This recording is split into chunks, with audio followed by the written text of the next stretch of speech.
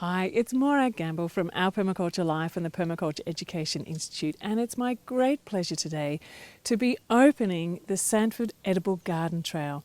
From today until May the 31st, each day you'll be taken on a wonderful virtual tour into different edible landscapes that are here around the Samford Valley.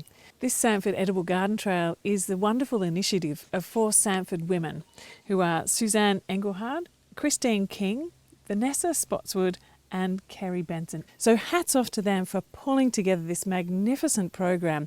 Oh, and also to Jenna, the young photographer who is also a member of PermaYouth.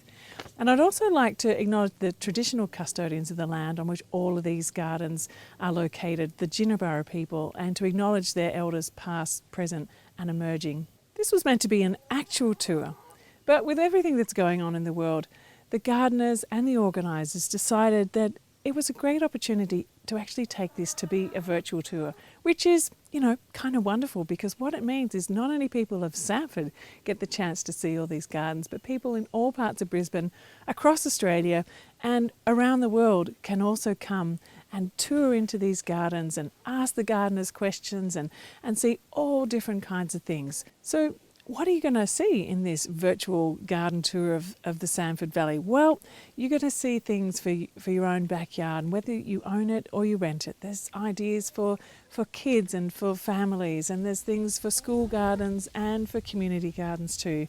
So I'm just going to run through a little bit of a list of what it is these gardeners have told me you're going to see. So there's bush food gardens, diverse permaculture gardens, all kinds of different types of veggie bed setups, compost and worm systems, food forest and orchards, how to build living soil, chook and duck systems and other animals too, beekeeping, pollinator gardens, children's gardens, healing gardens, artist gardens, medicinal gardens, herb gardens, banana gardens, swales, sprouts, microgreens, mushrooms, and gosh, much more along the way too. And you know what? I think one of the key things, as well as just these different elements, what I think you're going to learn too is the design process, the way that these gardens have gone about thinking how to set up their gardens and establish these systems, and also to maintain them.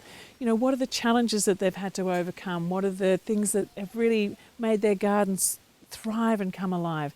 And the best part of this too is, as well as taking a tour through the gardens, these gardeners are going to be available for you to ask questions. So whether you're a beginner or you've been gardening for ages, I'm sure there's lots of inspiration and tips and ideas that you can get from following along on the Samford Edible Garden Tour.